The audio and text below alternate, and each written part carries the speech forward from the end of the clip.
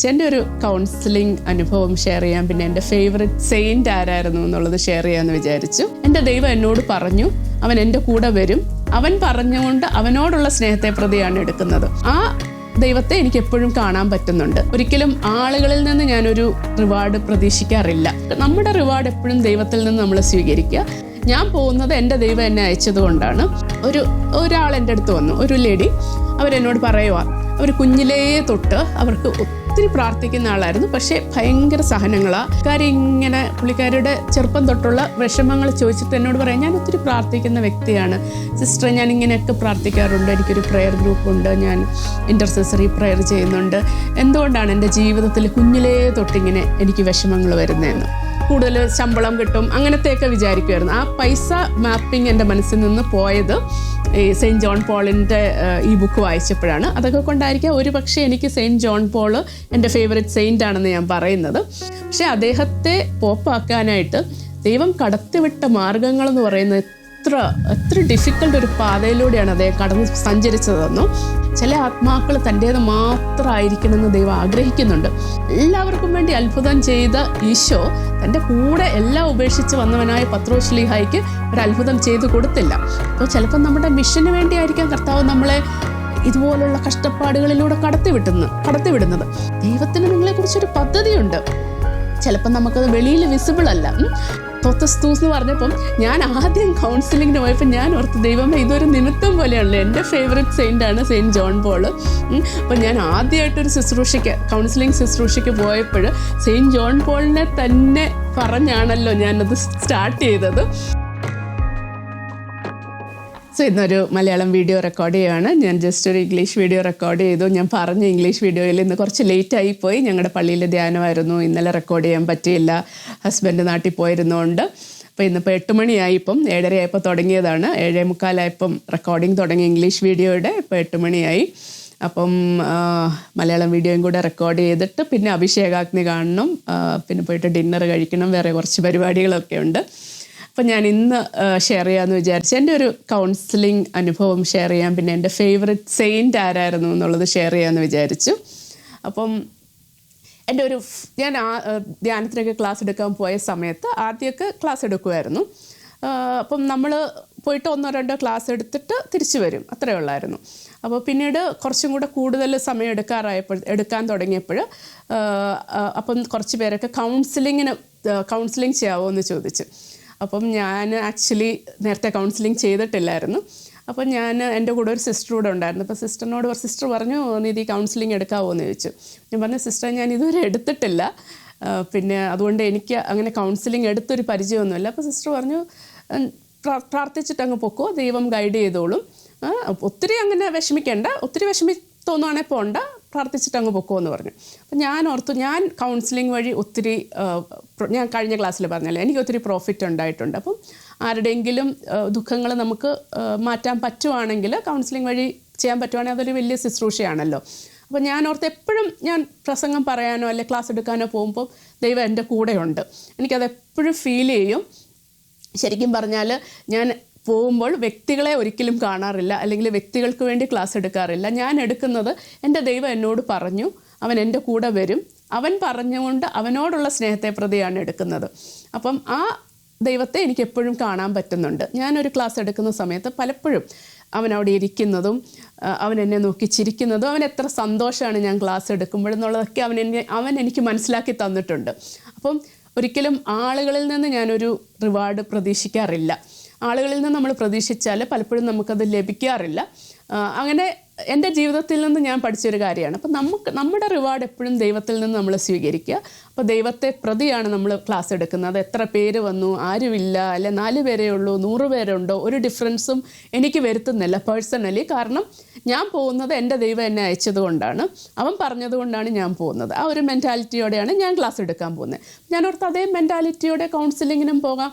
അങ്ങനെ പോയി കഴിഞ്ഞാൽ ദൈവം തന്നെ എന്നെ അവിടെ സഹായിക്കുമല്ലോ. അപ്പോൾ ആ ഒരു ഇതോടെയാണ് ഞാൻ പോകുന്നത്. അപ്പം ഞാൻ അവിടെ പോയി കഴിഞ്ഞപ്പോഴത്തേക്ക് ഒരാൾ എൻ്റെ അടുത്ത് വന്നു, ഒരു ലേഡി. അവരെന്നോട് പറയുക, അവർ കുഞ്ഞിലേ തൊട്ട് അവർക്ക് ഒത്തിരി പ്രാർത്ഥിക്കുന്ന ആളായിരുന്നു. പക്ഷേ ഭയങ്കര സഹനങ്ങളാണ്. അമ്മ മരിച്ചു, പേരൻസ് മരിച്ചു, സഹോദരങ്ങൾ ആരുമില്ല, ഒറ്റയ്ക്കായി. റിലേറ്റീവ്സിൻ്റെ അടുത്ത് പോയി അവരുടെ ഇതിൽ കഴിയേണ്ടി വന്നു. അപ്പോൾ അറിയാമല്ലോ അതിൻ്റേതായൊക്കെ ഒരു ബുദ്ധിമുട്ടുകൾ, വിഷമങ്ങളുണ്ട്. അവർ കല്യാണമൊന്നും സമയത്ത് കഴിച്ചു കൊടുത്തില്ല. അത് കഴിഞ്ഞിട്ട് പുള്ളിക്കാരി കുറച്ച് പ്രായമായിട്ടാണ് കല്യാണം കഴിച്ചത്. കല്യാണം കഴിച്ച് ഹസ്ബൻഡ് നല്ല മനുഷ്യനായിരുന്നു. പക്ഷേ ഇവർക്ക് ചെറിയ ഒരു ജോലിയുണ്ട്, ജോലിയിൽ ഒത്തിരി പ്രശ്നങ്ങൾ. അതിൻ്റെ ഇടയ്ക്ക് ഹസ്ബൻഡിന് ഹാർട്ട് അറ്റാക്ക് വന്നു, ഹസ്ബൻഡിന് ജോലി ചെയ്യാൻ പറ്റാത്ത സാഹചര്യം വന്നു. അപ്പോൾ പുള്ളിക്കാരിയുടെ ചെറുപ്പം തൊട്ടുള്ള വിഷമങ്ങൾ ചോദിച്ചിട്ട് എന്നോട് പറയാം, ഞാൻ ഒത്തിരി പ്രാർത്ഥിക്കുന്ന വ്യക്തിയാണ് സിസ്റ്റർ, ഞാൻ ഇങ്ങനെയൊക്കെ പ്രാർത്ഥിക്കാറുണ്ട്, എനിക്കൊരു പ്രെയർ ഗ്രൂപ്പുണ്ട്, ഞാൻ ഇൻ്റർസെസറി പ്രെയർ ചെയ്യുന്നുണ്ട്, എന്തുകൊണ്ടാണ് എൻ്റെ ജീവിതത്തിൽ കുഞ്ഞിലേ തൊട്ടിങ്ങനെ എനിക്ക് വിഷമങ്ങൾ വരുന്നതെന്ന്. അപ്പോൾ പുള്ളിക്കാരി എന്നോട് സംസാരിക്കുമ്പോൾ മുഴുവനും തുടക്കം തൊട്ട് ഞാൻ കാണുന്നത് എൻ്റെ ഫേവററ്റ് സെയിൻ്റ് ആണെന്ന് ഞാൻ പറയുന്ന സെയിൻറ്റ് ജോൺ പോളാണ്. എന്തുകൊണ്ടാണ് സെയിൻറ്റ് ജോൺ പോൾ എൻ്റെ ഫേവററ്റ് സെയിൻ്റ് എന്ന് ഞാൻ പറയുന്നതെന്ന് എനിക്ക് പോലും അറിഞ്ഞുകൂടാ, സത്യമായിട്ടും എനിക്ക് അറിഞ്ഞുകൂടാ. പക്ഷേ എൻ്റെ ഫേവററ്റ് സെയിൻ്റ് ആരാണെന്ന് ചോദിച്ചാൽ ഞാൻ എപ്പോഴും സെയിൻറ്റ് ജോൺ പോളാണെന്നാണ് പറയുന്നത്. എന്തുകൊണ്ടാണ്, എന്തെങ്കിലും ഒരു റീസൺ ഉണ്ടോ എന്ന് ചോദിച്ചാൽ എനിക്കൊരു പ്രത്യേക റീസൺ ഒന്നും തോന്നുന്നില്ല, എന്തുകൊണ്ടാണെന്ന് എനിക്ക് അറിഞ്ഞുകൂടാ. പക്ഷേ he is my favourite saint. അപ്പോൾ ഞാൻ ഒരിക്കലും സെയിൻറ്റ് ജോൺ പോളിൻ്റെ ഒരു ആത്മകഥ വായിച്ചു. ആത്മകഥയല്ല, ജീവചരിത്രം പോലെ എല്ലാം ഭയങ്കര ഡീറ്റെയിൽഡ് ആയിട്ടുള്ളത്. അപ്പോൾ എനിക്ക് ആ ജോൺ പോൾ ആരായിരുന്നു, അദ്ദേഹത്തിൻ്റെ ചെറുപ്പകാലം എങ്ങനെയായിരുന്നു, അദ്ദേഹത്തിൻ്റെ കോൺട്രിബ്യൂഷൻസ് എന്തായിരുന്നു, 2000 ആണ്ടിൽ സഭയെ എങ്ങനെയാണ് അദ്ദേഹം എല്ലാ പ്രതിസന്ധികളിലൂടെയും കടത്തിവിട്ടത്. അപ്പം ഒത്തിരിയേറെ യുദ്ധങ്ങളുടെ സമയത്താണ് സെയിൻറ്റ് ജോൺ പോൾ വരുന്നതും, ഒത്തിരി അബദ്ധ സിദ്ധാന്തങ്ങളുടെ സമയത്താണ് അദ്ദേഹം ജീവിച്ചത്. അതിനെയൊക്കെ അബദ്ധ സിദ്ധാന്തങ്ങളെയും യുദ്ധങ്ങളെയൊക്കെ നിർത്തലാക്കാനും സ്റ്റോപ്പ് ചെയ്യാനും ഒക്കെ ഒരു വലിയ മേജർ റോൾ പ്ലേ ചെയ്ത വലിയൊരു ലെജൻഡായിരുന്നു സെയിൻറ്റ് ജോൺ പോൾ. നമുക്ക് അദ്ദേഹത്തെ വേണ്ടത്ര മനസ്സിലാക്കിയിട്ടുണ്ടോയെന്ന് എനിക്കറിഞ്ഞുകൂടാ. ഭയങ്കര ഒരു ഇൻ്റലക്ച്വൽ ആളായിരുന്നു, ഭയങ്കര അതിബുദ്ധിമാനായിരുന്നു. അദ്ദേഹത്തിന് ഒരേ സമയം എനിക്ക് തോന്നുന്നു 2 ബുക്ക് വായിക്കുകയും ഒരു പ്രസംഗം കേൾക്കുകയും എല്ലാം അസിമുലേറ്റ് ചെയ്യാൻ പറ്റുമായിരുന്നു. അത്രയും ഒരു സൂക്ഷ്മ ബുദ്ധിയും കോൺസെൻട്രേഷനും ഒക്കെയുള്ള ഒരു ബുദ്ധിമാനായിരുന്നു ആൾ. എന്നാൽ ഈ ഉണ്ടായിരിക്കേണ്ടതായ ഒരു നിർമ്മലതയും ഒരു ഇന്നസെൻസും ദൈവാശ്രയവും ഉള്ളായിരുന്നു, ഒരു കോമ്പിനേഷനാണ്. ഇപ്പം നമ്മൾ ഒത്തിരി ഇൻ്റലക്ച്വൽ ആണെങ്കിൽ പറയും ദൈവത്തോട് അടുക്കാനും ചിലപ്പോൾ ബുദ്ധിമുട്ടാവുമെന്ന്. പക്ഷേ ഇത് രണ്ടും ഈക്വലി ഉണ്ടായിരുന്ന ഒരു വലിയ വ്യക്തിത്വത്തിന് ഉടമയായിരുന്നു സെയിൻറ്റ് ജോൺ പോൾ. പ്രോബബ്ലി അതൊക്കെ കൊണ്ടായിരിക്കാം എനിക്ക് അദ്ദേഹത്തെ കൂടുതൽ എൻ്റെ ഫേവറേറ്റ് സെയിൻ്റ് എന്ന് തോന്നിയത്. പിന്നെ വേറൊരു ആസ്പെക്റ്റ് എനിക്ക് ഇഷ്ടപ്പെട്ടത് അദ്ദേഹത്തിൻ്റെ ജോലിയെക്കുറിച്ചുള്ള മനോഭാവമായിരുന്നു. ഭയങ്കര ഹാർഡ് വർക്കിംഗ് ആളായിരുന്നു. എപ്പോഴും അക്ഷീണം പ്രയത്നിച്ചു എന്നൊക്കെ പറയുന്ന പോലെ വർക്ക് ചെയ്യാൻ ഒരു മടിയില്ലായിരുന്നു. അപ്പോൾ വർക്കെന്ന് പറയുന്നത് ദൈവം നമ്മളെ ഏൽപ്പിച്ച ഒരു കാര്യമാണ് അല്ലേ. ഏദൻ തോട്ടത്തിൽ വെച്ച് ആദത്തിന് ദൈവം കൊടുത്തതാണ്. Work is holy, that something that we receive from God. ദൈവത്തിൻ്റെ കരങ്ങളിൽ നിന്ന് നമ്മൾ സ്വീകരിച്ചതാണ് വർക്ക്. അപ്പോൾ ഒരിക്കലും നമ്മുടെ ജീവിതത്തിൽ ഒരു ലേസിനെസ് പാടില്ല. അപ്പോൾ ചിലപ്പോഴൊക്കെ എനിക്ക് ചില ജോലികളൊക്കെ ഒരു ഡ്രഡ്ജറി ആയിട്ട് തോന്നുമായിരുന്നു. ചില ജോലികൾ എനിക്കിഷ്ടമാണ്. അപ്പോൾ എനിക്ക് പഠിക്കാൻ, ജോലി ചെയ്യാൻ, ഇങ്ങനെ കമ്പ്യൂട്ടറിൽ ചെയ്യാൻ, അങ്ങനത്തെ കാര്യങ്ങളൊക്കെ ഇഷ്ടമാണ്. ഫിസിക്കലായിട്ട് ചെയ്യുന്നത് എനിക്കൊരു ഡ്രഡ്ജറി ആയിട്ടൊക്കെ തോന്നുമായിരുന്നു. പക്ഷേ അങ്ങനത്തെ ആ ഒരു ഫീലിംഗ് ഒക്കെ എനിക്ക് ഈ ബുക്ക് വായിച്ചപ്പോൾ വർക്ക് ഈസ് ഹോളി, ഏതുതരം ജോലിക്കും ഒരു ഭയങ്കര ഡിഗ്നിറ്റി ഉണ്ട്. Work is holy, that something that we have receive from God എന്നൊക്കെ ഒരു വലിയ ബോധ്യം എനിക്ക് ഈ സെയിൻറ്റ് ജോൺ പോളിൻ്റെ പുസ്തകം വായിച്ചപ്പോഴാണ് കിട്ടിയത്. That is one aspect I like. അതിന് മുമ്പ് എനിക്കെപ്പോഴും നമ്മൾ ജോലി ചെയ്യുവാണെങ്കിൽ നമുക്ക് അതിനൊരു പ്രതിഫലം ഉണ്ടോ, അല്ലെങ്കിൽ ഈ ജോലിയൊക്കെ കഴിയുമ്പം നമുക്ക് കൂടുതൽ ശമ്പളം കിട്ടും, അങ്ങനത്തെയൊക്കെ വിചാരിക്കുമായിരുന്നു. ആ പൈസ മാപ്പിംഗ് എൻ്റെ മനസ്സിൽ നിന്ന് പോയത് ഈ സെയിൻറ്റ് ജോൺ പോളിൻ്റെ ഈ ബുക്ക് വായിച്ചപ്പോഴാണ്. അതൊക്കെ കൊണ്ടായിരിക്കാം ഒരു പക്ഷേ എനിക്ക് സെയിൻറ്റ് ജോൺ പോൾ എൻ്റെ ഫേവററ്റ് സെയിൻ്റ് ആണെന്ന് ഞാൻ പറയുന്നത്.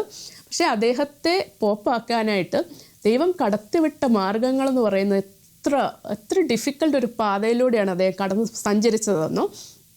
ചെറുപ്പമായിരുന്നപ്പോൾ തന്നെ അദ്ദേഹത്തിന് അമ്മ നഷ്ടപ്പെട്ടു. കുറച്ച് കഴിഞ്ഞപ്പോൾ ഒരു സഹോദരനായിരുന്നു, മെഡിക്കൽ വിദ്യാർത്ഥിയായിരുന്നു, അദ്ദേഹവും മരിച്ചു 20ാമത്തെ വയസ്സിൽ. എനിക്ക് ഓർമ്മയില്ല ഏജൊന്നും. പിന്നെ അധികം താമസിയാതെ തന്നെ അപ്പനും മോനും തന്നെയായി. അന്നേരം ഈ യുദ്ധത്തിൻ്റെ സമയമാണ്. കൽക്കരി ഖനികളിൽ പോയിട്ട് ഹാർഡ് വർക്ക് ചെയ്യണമായിരുന്നു. അന്നേരം ഒരു കഷ്ണം അപ്പത്തിന് വേണ്ടിയൊക്കെ അവർ ഒത്തിരി ഹാർഡ് വർക്ക് ചെയ്യണമായിരുന്നു. അപ്പം ആ ഒരു കഷ്ടപ്പാടും എല്ലാം കഴിഞ്ഞ് തിരിച്ചു വരുമ്പോൾ അപ്പനും മരിച്ചുപോയി. അപ്പം ആ ഒരു നിമിഷം പെട്ടെന്ന് സെയിൻറ്റ് ജോൺ പോൾ ഒരു അനാഥ ബാലനായി തീരുവാണ്. അനാഥ ബാലനായി തീർന്നപ്പോൾ അവന് മനസ്സിലായി അവൻ്റെ ജീവിതത്തിൽ ദൈവം മാത്രമേ ഉള്ളെന്ന് അല്ലേ. അപ്പോൾ ഒരു പേപ്പൽ മോട്ടോ എന്ന് പറയുന്ന അവൻ്റെ ജീവിതത്തിലെ പേപ്പൽ മോട്ടോ എന്തായിരുന്നു? തോത്തസ് തൂസ്, ടോട്ടലി യോസ്, പൂർണ്ണമായും നിൻ്റേത്, പൂർണ്ണമായും നിൻ്റേത് എന്ന് സെയിൻറ്റ് ജോൺ പോളിനെ കൊണ്ട് പറയിക്കാൻ ദൈവം അദ്ദേഹത്തിന് കടത്തിവിട്ട പാതകൾ എത്ര ഡിഫിക്കൽട്ടായിരുന്നു അല്ലേ. ചില ആത്മാക്കൾ തൻ്റേത് മാത്രമായിരിക്കണമെന്ന് ദൈവം ആഗ്രഹിക്കുന്നുണ്ട്.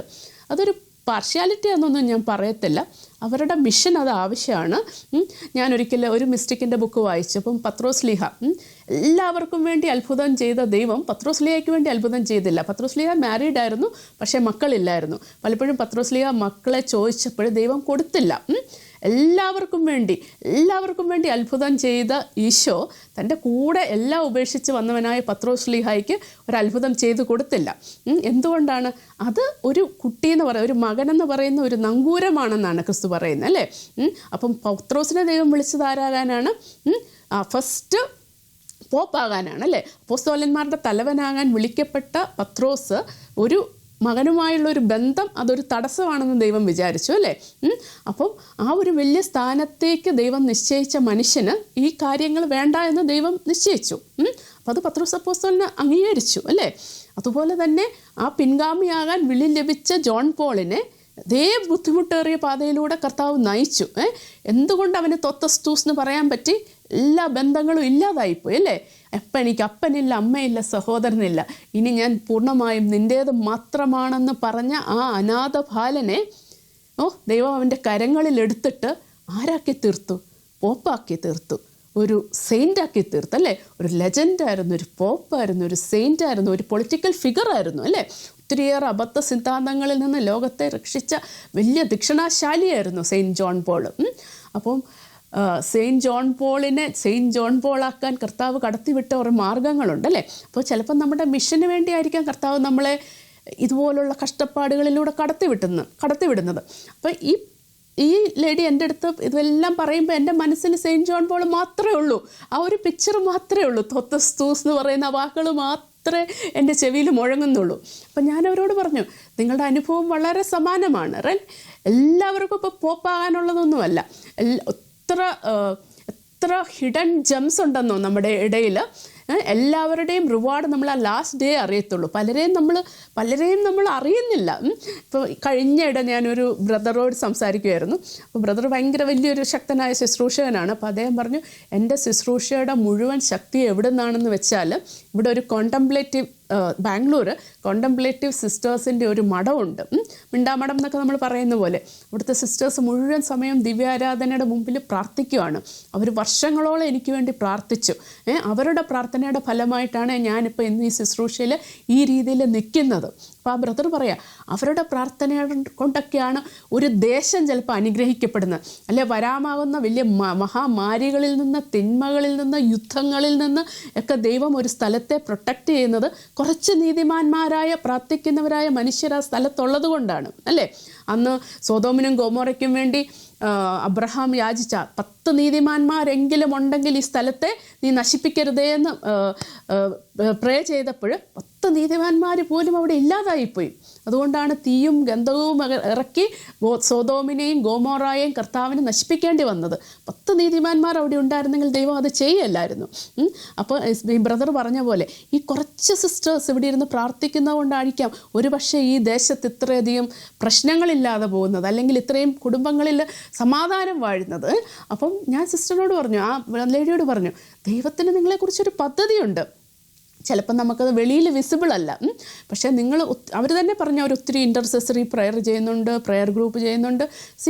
അതിനൊക്കെ വലിയ വിലയുണ്ട്. അപ്പം നിങ്ങൾ അവിടെ ഇരുന്ന് പ്രാർത്ഥിക്കുമ്പോൾ, നിങ്ങളുടെ ദുഃഖം ദൈവത്തിന് സമർപ്പിച്ച് നിങ്ങൾ പ്രാർത്ഥിക്കുമ്പോൾ വലിയൊരു വില ദൈവം അതിന് തരുന്നുണ്ട്. അപ്പം നിങ്ങളുടെ മിഷനെ ഒരുക്കാനായിരിക്കാം കർത്താവ് ഒരുപക്ഷെ ഈ വേദനകളിലൂടെ കടത്തിവിട്ടത്. ദൈവം നിങ്ങളെ പ്രത്യേകമായി സ്നേഹിക്കുന്നു. അപ്പോൾ പുള്ളിക്കാരത്തേക്ക് ഭയങ്കര സന്തോഷം വന്നിട്ട് പുള്ളിക്കാരി കേട്ടിട്ടില്ല തോത്തസ്തൂസ് എന്നൊക്കെ. പുള്ളിക്കാരി അതെല്ലാം എഴുതി വെച്ച് ഭയങ്കരമായിട്ട്, ഞാൻ ഈ പറയുന്ന പോലല്ല കേട്ടോ, ശരിക്കും നമ്മൾ ഒരു ഇൻസ്പയർഡായിട്ടാണ് പറയുന്നത്. ഹോളി സ്പിരിറ്റ് നമ്മൾ ആ ഒരു സമയത്ത് ഇരിക്കുമ്പോൾ ആ ഒരു ഹോളി സ്പിരിറ്റിൻ്റെ ഇൻസ്പിറേഷനിൽ അങ്ങ് പറയുമ്പോൾ ആ കേൾക്കുന്ന വ്യക്തികൾക്ക് അത് ശരിക്കും അത് ഫീൽ ചെയ്യും. അവരോട് ദൈവം സംസാരിക്കുന്ന പോലെ അവർക്കൊരു ഫീലിംഗ് തോന്നും. അപ്പോൾ ആ ആളുടെ ദുഃഖങ്ങൾ ശരിക്കും അവർ ഭയങ്കര ടച്ചായി അവരെഴുതിയൊക്കെ വെച്ച്, എപ്പോഴും ഞാൻ അവരെ കാണുമ്പോൾ അവർ ഓടി വന്ന് എന്നോട് സംസാരിക്കാറുണ്ട് ഇപ്പോഴും.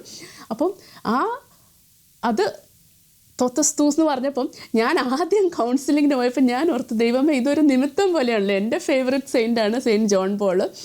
അപ്പം ഞാൻ ആദ്യമായിട്ടൊരു കൗൺസിലിംഗ് ശുശ്രൂഷയ്ക്ക് പോയപ്പോൾ സെയിൻറ്റ് ജോൺ പോളിനെ തന്നെ പറഞ്ഞാണല്ലോ ഞാനത് സ്റ്റാർട്ട് ചെയ്തത് എന്നൊക്കെ ഓർത്ത് എനിക്ക് ഭയങ്കര ഒരു സന്തോഷം തോന്നി. ചിലപ്പോഴൊക്കെ ചെറിയ ചെറിയ കാര്യങ്ങളായിരിക്കും, ചിലപ്പോൾ നമ്മൾ നോട്ടീസ് പോലും ചെയ്യാത്ത കാര്യങ്ങളായിരിക്കും, പക്ഷേ ചില കാര്യങ്ങൾ എന്നെ ഭയങ്കരമായിട്ട് സന്തോഷിപ്പിക്കുകയും വിസ്മയിപ്പിക്കുകയൊക്കെ ചെയ്യും. അപ്പോൾ ഇത് നമ്മൾ പറയല്ലേ, എന്താ പറയുന്നത് വേർഡ് കിട്ടുന്നില്ല. ചിലപ്പോൾ നമ്മളോർക്കും ഇതൊക്കെ ചുമ്മാ ഒരു നടന്ന കോയിൻസിഡൻസ് ആണ് അങ്ങനെ. പക്ഷേ എനിക്കങ്ങനെയല്ല, അതൊക്കെ ഒരു ദൈവ പദ്ധതിയുടെ ഭാഗമായിട്ടാണ് ഞാൻ അതിനെയൊക്കെ കാണുന്നത്. അപ്പം ജസ്റ്റ് നിങ്ങളുമായിട്ട് അതൊന്ന് ഷെയർ ചെയ്യാമെന്ന് വിചാരിച്ചു. എൻ്റെ ഫസ്റ്റ് കൗൺസിലിങ്ങും എൻ്റെ ഫേവററ്റ് സെയിൻറ്റും എങ്ങനെയാണ് എൻ്റെ ഫസ്റ്റ് കൗൺസിലിങ്ങിൽ എൻ്റെ ഫേവററ്റ് സെയിൻറ്റിനെ തന്നെ ഉപയോഗിച്ച് എനിക്ക് ആ ഹെൽപ്പ് എടുത്ത് കൗൺസിലിംഗ് നടത്താൻ സാധിച്ചത് നിങ്ങളോട് ഷെയർ ചെയ്യാമെന്ന് വിചാരിച്ചു. അപ്പോൾ പ്രത്യേകമായിട്ട് എനിക്ക് വേണ്ടി, എൻ്റെ കുടുംബത്തിന് വേണ്ടിയും, ഞങ്ങളുടെ എല്ലാ ആവശ്യങ്ങൾക്ക് വേണ്ടിയും പ്രാർത്ഥിക്കുക. God bless you all.